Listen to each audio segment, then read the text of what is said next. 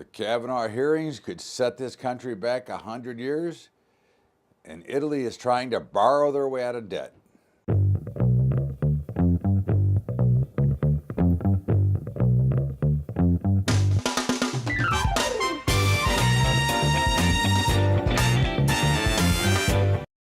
What's up, everybody? Welcome aboard to Bubba's Bottom Line. Todd Bubba Horwitz with you, and well, lots of things going on. But first things that are going on is what a wild time in baseball. Is you've got two teams tied for first in the West, and two teams tied for first in the Central. The Cubs and the Brewers, and the Dodgers and the Rockies. Could be an interesting day. We could have a game 163.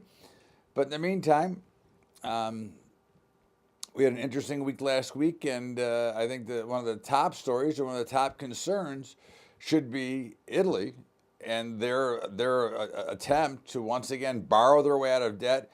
As they put it, they are trying to eliminate poverty by creating more debt. Again, this is the same old story that we continue to see, and it's happening everywhere. This is not just Italy. This happens to be on Friday morning. What caused a little bit of a sell-off was their decision to go to about 300% of debt to GDP. And of course, we have learned that you can't borrow your way out of debt. But this is the problem with the central banking system around the globe, is that they feel that they can print more money at the same time devaluing and really hurting the middle class and our buying power. So this is what we have to look forward to. And if you think it's just Italy, as I've said, and I said this on Yahoo on Friday, okay, I don't think our banks are any different. And I don't think, in my opinion, again, this is an opinion, that the banks, I think they've lent more than they're supposed to, and I do not think that they have enough in reserve to cover the loans based on the laws. And again, this is something, a trap we've fallen into over the years, is that, well, the banks are too big to fail. So the Fed will be there to help them and bail them out. And who's going to bail out the Fed? And it's really, in my opinion, just disgusting at the way that they allow things to happen. And of course, we did have Chair Powell last week discuss and go ahead and hike rates, which, again, out of all the Fed chairs I've seen, and I go back to Volcker, I think that at least Chair Powell speaks English and he tells you what's going on. And I don't necessarily agree. I think that there's a lot of things that they're seeming to leave out. And I think the first thing that we're not talking about is they keep talking about the lack of inflation. And I continue to watch my bills grow of things I have to pay. Of course, we know that they don't count food and energy because they're too volatile. Well, energy may be volatile, going up and down, but it is still going up. But food certainly is not volatile because it just goes up. I don't see them dropping the prices down. When I go to McDonald's or when I go to the grocery store and they raise because of some commodity is higher, I don't see them coming back down when that commodity falls. And of course, commodities are a little bit lower as it is to begin with, and we'll get into that in a little bit. But in the meantime, okay, you're going to have a pretty big situation, I think, are coming up, as we now know that there's 6.9 million jobs available, and there's only 6.3 possible workers to fill those jobs. So what does that mean? Well, what it's going to mean is that corporate profits are going to be cut because they're going to have to pay more money. Now, it's very simple. If you go back, to when this whole collapse started, okay, what did we have? We had not enough jobs. So the people that were fortunate enough to keep their jobs were basically told by management, you're going to work harder, you're going to work faster, you're going to work longer hours for less money. And if you don't like it, there's a waiting line outside to fill your job. So they did get more production and they did get more things from their employees to bring in. And so their labor costs were very low. Well, now with competition for jobs, those labor costs are going to raise. So not only are we having raises at the minimum wage, we are now having what will turn out to be true price discovery within the market of jobs. So when we start to see that, you're going to have to start to see higher pay jobs paying higher, which what does that do? That cuts to the bottom line of profit. Secondarily, you take in the higher interest rate that we are having and going to continue to see happen. You're going to have their cost of services in business is going to be higher. Again, once again, cutting into what we call these great profits. So over the last 10 years, the biggest benefactor has been the banks and many of the companies that could take advantage of the borrowing power they were getting to get cheap money to go ahead and continue to facilitate their business. And again, it's very simple. If you know that for every dollar you can bring in, you can generate 10% in revenue and you can get dollars for 3%, well, who wouldn't make that trade? Who wouldn't make that spread? So this is going to be, again, this is going to create some more inflation. Next, we have the overwhelming consumer confidence. Now, who are the buyers in this market right now? The buyers are not the big firms. The buyers are not the big professionals. The buyers are the retail traders that have decided that now the markets are finally safe. The pundits and the advisors and the brokers have finally convinced everybody that this time is different and that this time is safe. And now it's time to get loaded up into the market. Now that we've rallied 300% from the bottoms, now is that time to get in. And of course, that's ludicrous and it's basically ignorant. Again, and I'm not saying that you should not get in the market because, again, what do we know? The markets will go up 8% year over year.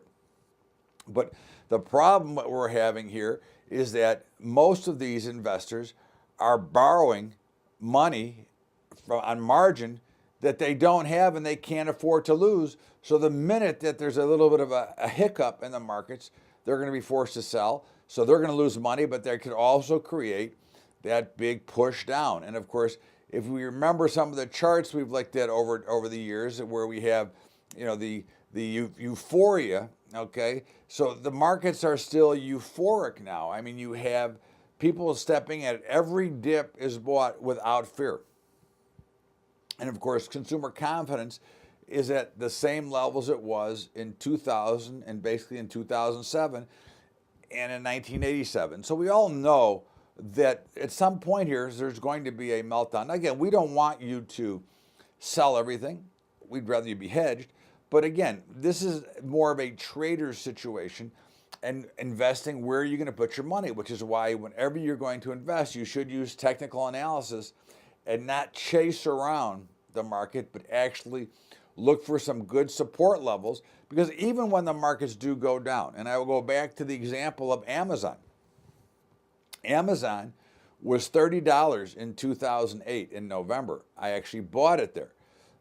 Unfortunately, I sold it at 60 when it got to March, okay? And I have not one share now. But my simple point is that there's always things that will have some opportunity if you're using good due diligence to look over the markets and find things. But even if you're not, as long as you're buying good, solid companies, they're going to go up 8% year over year, just not every year. And I think you have to remember to take apart and put together the money that you can afford that you're not going to need tomorrow to pay the mortgage, rent, for food. Because if you do that, that's where the problems always come in, what we call the greed factor. And that's what we're seeing is we have the overall greed factor playing out here. And of course, it will go until it doesn't. We're not telling you that it won't go for another year. I can't tell you how long it's going to go. I can tell you by the overall exuberance and that this time is different conversation and that copper and other things don't mean anything, I can tell you that that's going to create the problem, and that's what will create the eventual meltdown. Not to mention that you've now got, again, another security breach in Facebook. Now, again, is it a big deal? It's not a big deal to me because I don't use Facebook. I have an account there, okay, but I stopped using it a long time ago, and I never gave much of my personal information to begin with. But these are issues. You remember, the faster and farther we get deeper into this technology, the more the machines start to take over, the more opportunity there is for a breach. Okay, because again, if you kept a ledger on your clients on paper, okay, and didn't put them in a computer, then only you would have those copies. So the farther we get into technology, the more likelihood there is for a breach. And that's something that is going to happen in many places. It's going to happen in credit card companies. It's going to happen in banks. Again, it's not that they're trying to get your information out. I mean, Facebook is one thing. When you're with Facebook, you are the customer. You are the product. Okay, but in the other areas where there's going to be breaches, and remember, as we've said, in every type of place of where there's troubles, okay, when it comes to guns, the crooks are always going to get the guns. When it comes to hacking, the crooks are going to be ahead of the business. And that's always the case because the crooks are out trying to get ahead of the business. That's why these breaches happen, and they will continue to happen. This is not going to go away, and it's only going to get deeper and more problematic as we go on, because the anti-hackers, the guys that are trying to build the software and take care of it, are always going to be behind because they're not looking for all the new loops and holes. So I think that's just a problem that we have to look at. And of course, again, these breaches are going to happen, which is why you should protect your information and make sure what you're willing to give out, because whatever you're willing to put out over the internet has got a great chance of being hacked and gotten into. So you have to be very careful here. And you saw it in the stock on Facebook. It dropped hard and it kind of rallied back already. And the next question I just have for everybody is, why isn't Elon Musk in jail? Okay, what he did was about as brutal as can possibly be. I don't care that he smoked a joint on an interview. I care that he specifically, in my opinion, he specifically manipulated the market under no circumstance. Okay, he had no funding in place. To me, you could say, it's a bunch of BS. But it's bad enough that they allow the Carl Icahns of the world and others like him to tweet out what they're doing. Okay, but to have a CEO tell that they're taking the company private at $420 a share just to stick it to the short sellers is an absolute joke. I mean, when did we get against short sellers in the market? Okay, they make part of the markets. Short sellers create price discovery. Short sellers do create supply for people that want to buy. So again, why is it that he is not in more trouble? And I know that there was something with the suit. The stock got creamed on Friday. But where is it that we should not have this guy being put away? Okay, he broke the law very much like others have done in the past. And it looks to me that, although he hired some high-priced attorneys, he might get a pass. But I'm saying that there should be no pass here. There is no forgiveness for this. Is it because he's got billions, okay, and he's so innovative that he's going to get a pass here? This is one of the problems with our regulatory bodies, okay? When you've got enough money to fight them, they don't typically go after you, and I think that's a big problem. But we're going to step out here for a break. This is Bubba's Bottom Line with Todd Bubba Horwitz. And of course, we want to remind you to check out our high school investing program. If you'd like to help us out, go to Patreon, patreon.com/Bubba Trading. And also don't forget to catch the Bubba Show every day from 4 to 5 Eastern at libertytalk.fm. Now let's get back to Bubba's Bottom Line with me, Todd Bubba Horwitz.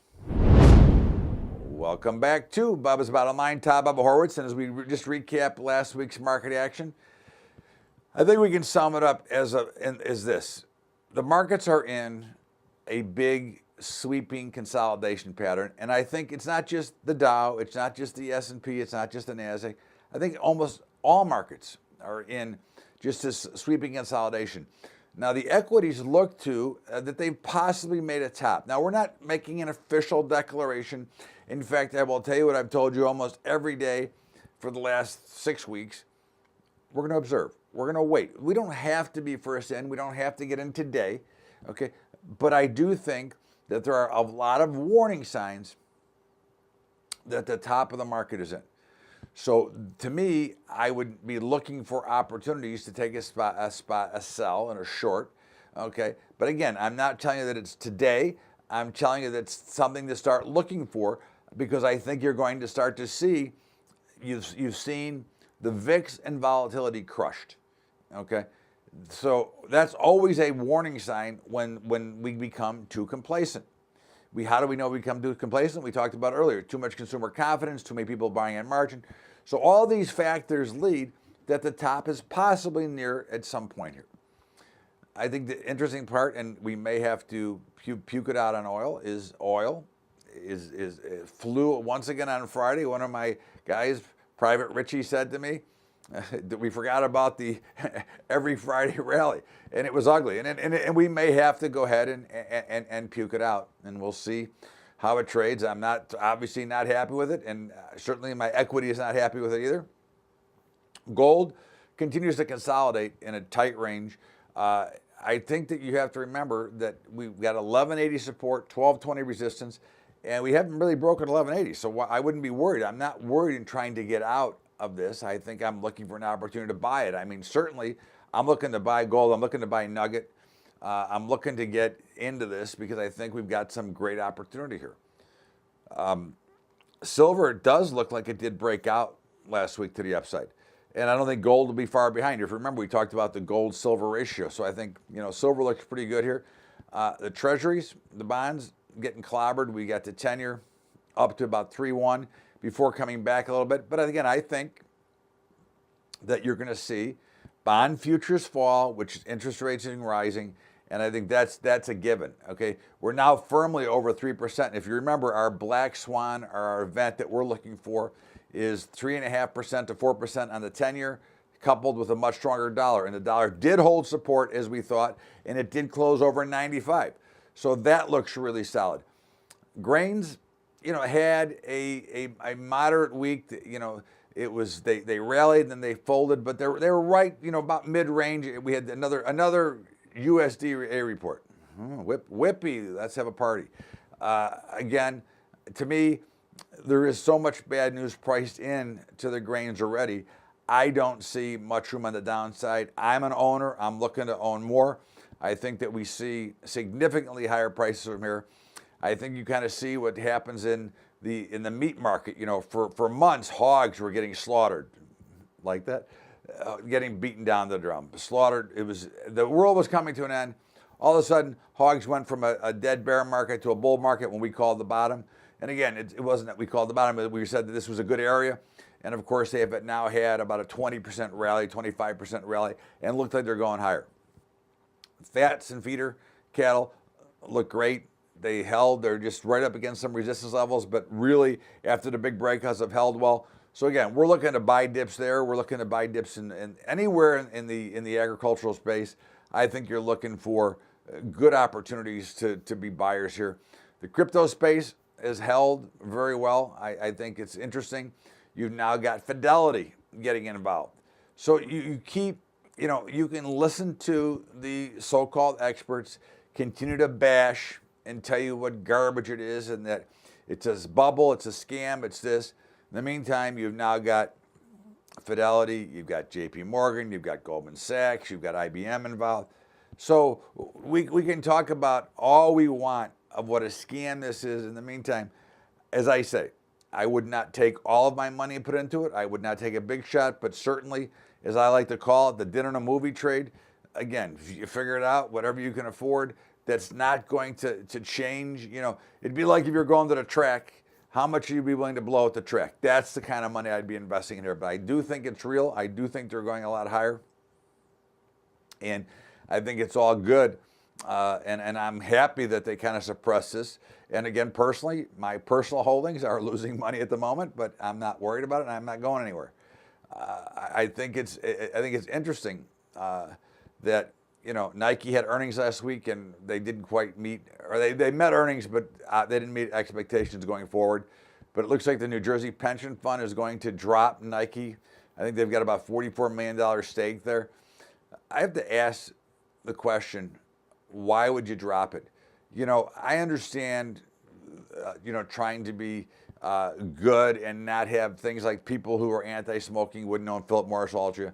I get all that, but these companies are so much crossover, and it's hard to find out exactly what they're doing. I mean, again, it's up to them, to me, just because of the Kaepernick ad, I didn't agree with it, but it is this is one of the problems. We're trying to pick too many sides. I don't like Colin Kaepernick. I don't like what he did, but he has every right to do it. And if I want to invest, is it going to kill me to invest in a company? Again, a lot of the companies you're in, a lot of the mutual funds you're in, you don't know what they're investing in. So again, if we're going to try to nitpick everywhere out, I think to me that's just a mistake. And I don't particularly care for Nike even before all this. So it's not that I'm just saying that it makes me wonder if and this is more also evidence to what I think some of the issues are. You're starting to get decisions on other things, which I can be a problem. And I think that when you look at the overall economy, okay, you can see that we have some growth, but our GDP is going to start to slow back down again, and I think we're going to see a dramatic fall. I think that we've been so hepped up. I think we're in a false sense of security here. I think there's some major issues that are coming on down the pike, and I think that one of the things is the problems that we're seeing with the president and his inability to get things done because of all the roadblocks that he has to face. Now, you would have to admit, no matter which side of the aisle you sit on, you would have to admit that his policies have changed a lot of the economy and made things a lot better. And if we're going to continue, to grow, then we need to get these things through. But I think when you look at it, I think we're really getting closer and closer to a recession. This goes back to what we talk about very often. The yield curve is getting ready to invert still. Okay, short-term rates are going to be higher than long-term rates, which is, we call that backwardation in commodities, inversion in the bond markets. 2-year notes should not be higher interest rates than 10-year, and that's what we're starting to see. LIBOR is continuing to rise. The London interbank lending rate, which is what most mortgages are based off of. So this recession that we continue to say is not coming, I think is getting closer and closer.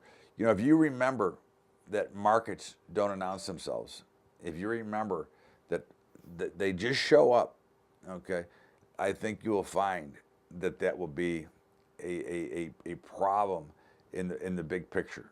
Okay, I think that's one of the things that we have here. And again, if you look at what we have going on, throughout some of the political aisles, which we will talk about in my commentary, that's creating a much bigger problem as well. So I think as we look ahead to this week, you've got start of the fourth quarter. We've got jobs on Friday. I'm sure they're going to be good. Nothing has been convinced me that they're not going to be good. So I think the jobs will be good. Again, if they're too good, it could create higher rates. So there's a lot of things going on, and we are now in the start of a new quarter. So let's see. October has been a very big positive month, and October has been a very big negative month. If you look back in history, the biggest sells came in October. We're not predicting that, but we're saying to be careful and watch out. We're going to stop by here for a break. We'll be back with my commentary after the break. This is Bubba's Bottom Line. Todd Bubba Horwitz. We'll be right back with more after the break. What's up, everybody? Make sure you take a look at our high school investing program. See if you can help us out at Patreon, patreon.com/Bubba Trading. That's patreon.com/Bubba Trading. Don't forget to catch the Bubba Show every day from 4 to 5 Eastern at libertytalk.fm. And of course, let's get back to Bubba's Bottom Line and my commentary.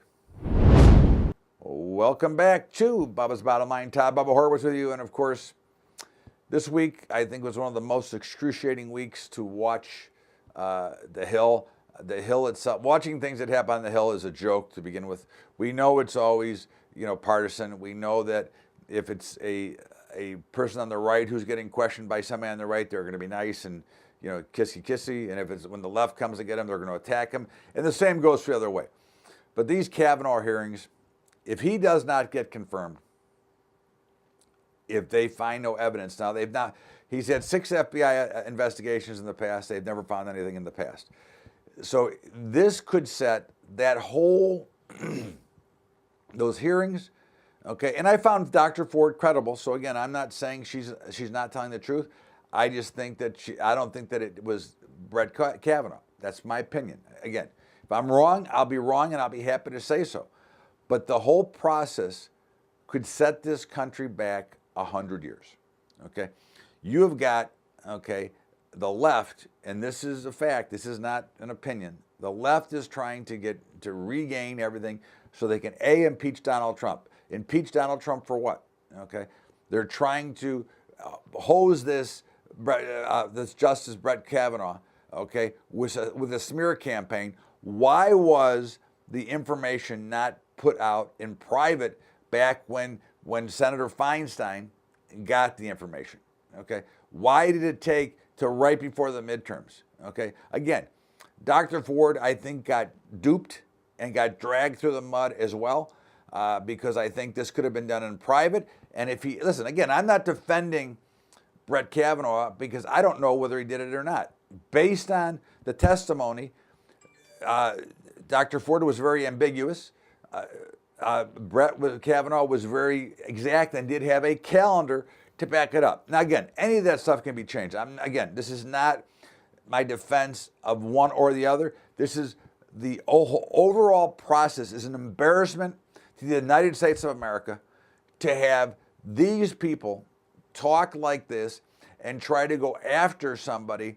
And the way that they asked the questions, the way that they demeaned a potential justice, and Kamala Harris and Booker and Lehigh and the Blumenthal, who said he served in the armed forces and never did. Again, the attack here was an embarrassment and showing just how desperate that the left is to get control. And why do they want control so much? Okay, so let's think about this for a minute. Why do they want control so much? Because they want to make this into a socialist country. We're already partially socialist, as we know, by all of our all of our welfare programs. But they want to turn this into almost all socialism. They want to turn it into a gigantic government. Okay, why? So they can end up with the money, and the rest of us can end up with let them eat cake, so to speak. And it's an embarrassment to the whole system to have these people talk down, demean, and put in position of taking an innocent woman like Dr. Ford and putting her through this process when it could have been done privately. The actual act of how they act and what they talked about and how they got Senator Flake, okay, who's a little bit of a flake anyways, how they got him to agree. Now again, it's fine they're going to do an FBI investigation, but this should have all been done immediately, not right before the midterms. Can't we all see that this is a political ploy, that Kavanaugh and Ford are pawns in this ploy? Okay, again, I don't say that he didn't do it. I don't know. I don't say that he did, that she does, that she's wrong. I don't know. But what I do know is it could have been handled 6 weeks ago instead of trying to come up and using this as a political ploy, where Chuck Schumer said 23 minutes after Brett Kavanaugh was announced that no matter what, we're fighting it. And they've already got their next website up for their next candidate if Kavanaugh doesn't get to it. So this, to me, is a big, huge problem, and again, an embarrassment. And again, I'm a libertarian. I hate the left and I hate the right, okay? I like some values from both, but what's really a problem is that this is getting to be totally out of control, and the actions of many of the people right now on the left have been embarrassing to this country, and it's got to stop, okay? We cannot bring ourselves down to that level. It's a total embarrassment. This is Todd Bubba Horwitz, Bubba's Bottom Line, and of course, I got to give you my football game for tonight. we like tonight. The Pittsburgh Steelers. Again, we're going back with a double for the Steelers. Pittsburgh against Baltimore. Have a great weekend, everybody. Enjoy the end of the baseball season. Enjoy football. We'll see you back here tomorrow with Bubba's Daily Update and next weekend with Bubba's Bottom Line. Thanks, everybody. Have a great weekend. We'll see you later.